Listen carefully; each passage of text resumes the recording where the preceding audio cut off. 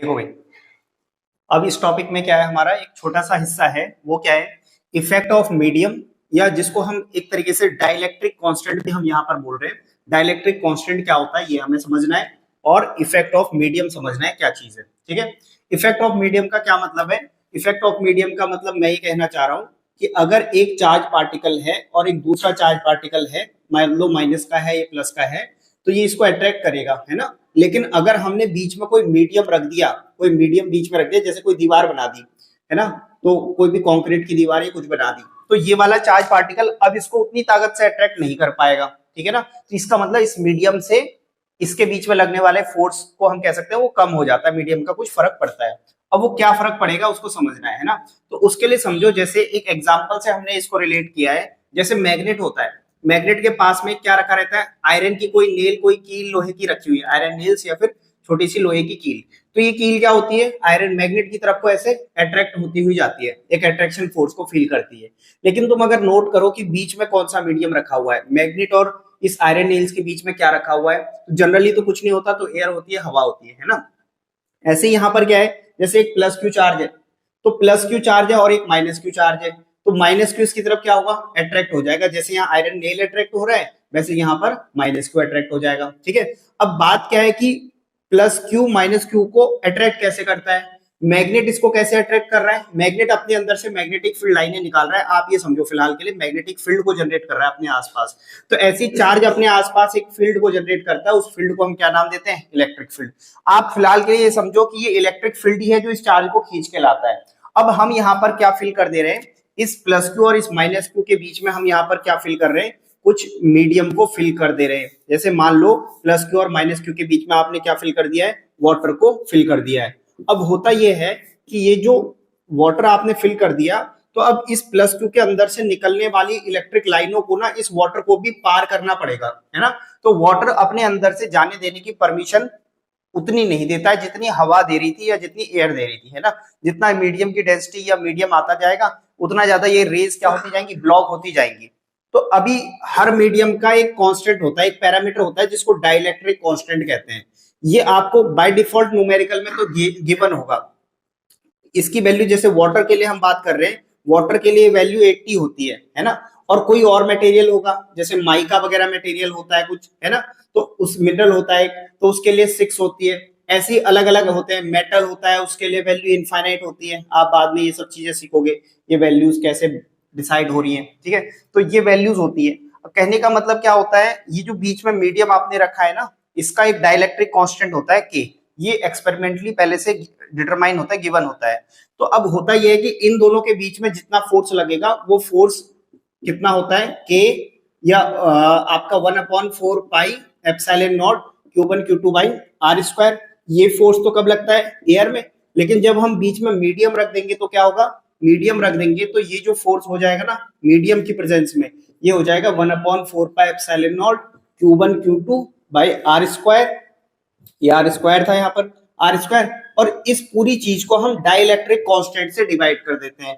Dielectric constant material का medium की property है। ठीक है। तो ये डाइलेक्ट्रिक कांस्टेंट हमेशा 1 से बड़ा होता है। इसकी रेंज याद रखनी है, ये हमेशा 1 से बड़ा होता है। और किससे छोटा होता है? इन्फिनिटी से। इस बीच में होता है पॉजिटिव नंबर।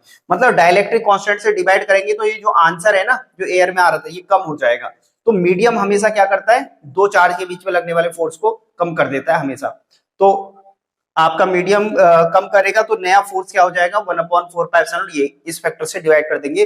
फिलहाल इनिशियल लेवल पे आप ये याद रखो, ये के ओरिजिन कहां से होता है, कैसे डिफाइन होता है, ये हम चैप्टर 2 में धीरे धीरे सीखेंगे, कैपेसिटर वाले चैप्टर में। ठीक है ना। पोलराइजेशन की वजह से कैसे डिफाइन होता है।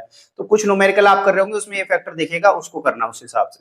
ठीक है, नोट कर लो।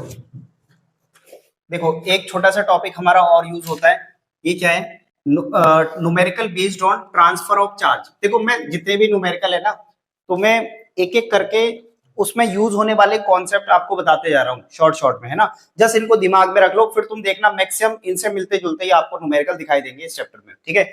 एक छोटा सा टॉपिक है, numerical based on transfer of charge. Transfer of charge पर बेस्ड न्यूमेरिकल, ये क्या चीज होती है?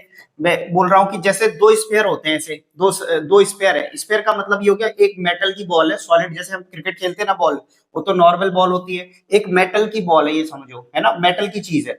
तो मेटल में से किनारे किनारे से हमने इलेक्ट्रॉन तोड़ तोड़ के बाहर निकाल लिए, तो मेटल पे कैसा चार्ज आ जाएगा? पॉजिटिव। अच्छा, मेटल पे जो चार्ज होता है वो बाहर बाहर ही रहता है, अंदर नहीं घुसता। अब अंदर क्यों नहीं जाता उसको मैं इसके बाद बताऊंगा तुम्हें, पर चार्ज कहाँ रहता है? बाहर बाहर ही। तो एक मेटल है उस पे मान लो 10 कूलम का चार्ज है, और दूसरा मेटल है उस पे मान लो प्लस का 20 कूलम का चार्ज है, ठीक है। तो इनको आपस में ऐसे क्या कराया? कॉन्टेक्ट, ऐसे दोनों बॉलों को टच पास में लेके आए और फिर अलग अलग जाके रख दिया, है ना। तो होता क्या है? चार्ज का ट्रांसफर होता है जब दोनों पास पास आते हैं। तो कितना चार्ज का ट्रांसफर होता है? जैसे मान लो इस पे 10 गुलाम है, इस पे 20 गुलाम है, तो टोटल ऐसे समझो, इस पे 10 रुपए, इस पे 20 रुपए, तो टोटल दोनों के रुपए कितने हो गए? 10 + 20 30 रुपीज, यानी 30 गुलाम, ठीक है। अब 30 गुलाम का आधा क्या होता है? 30 गुलाम का आधा क्या होता है? 15 गुलाम ये हो गया, और 15 गुलाम ये। तो ये दोनों मिलके आपस में एक दूसरे की मतलब प्रॉपर्टी या पैसे बांट लेते हैं, आधे आधे बांट लेते हैं। पहले दोनों मिक्स कर लेते हैं, फिर आधे आधे बांट लेते हैं, 15 और 15, ठीक है। ये कॉन्सेप्ट आपको याद रखना, इस पे बेस क्वेश्चन आपको दिखते हैं।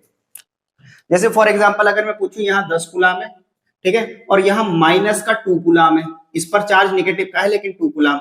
अब आप बताओ, दोनों को अगर टच कराएंगे, दोनों को ऐसे टच कराएंगे तो फाइनली चार्ज कितना कितना आएगा दोनों पर? दोनों का शेप आइडेंटिकल है, मतलब जितनी रेडियस इसकी है उतनी रेडियस इसकी है।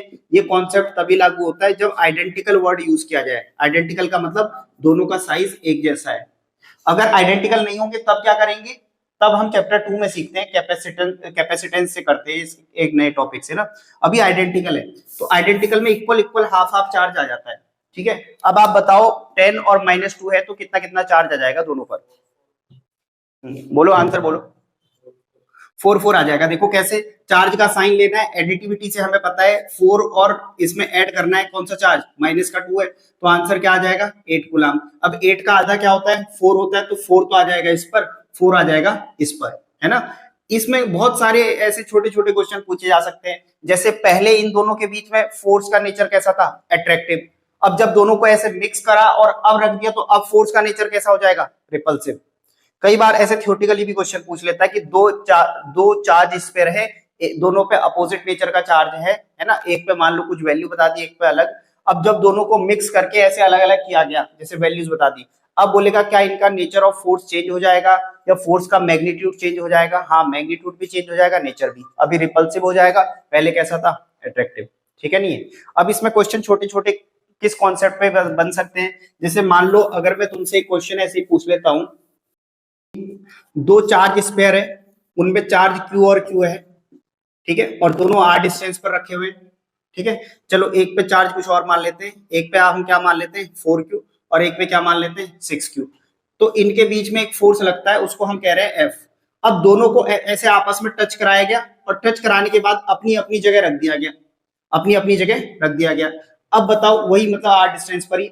अब बताओ कि नया वाला फोर्स क्या हो जाएगा? पुराने वाले के बराबर रहेगा, पहला ऑप्शन, है ना, या नया वाला फोर्स जो होगा पुराने वाले का डबल हो जाएगा, या पुराने वाले का हाफ? मतलब इस टाइप से 3-4 ऑप्शन में आपको पूछ रहा हूँ, या 1/3 टाइम, इस टाइप से कुछ पूछ रहा हूँ, ठीक है ना।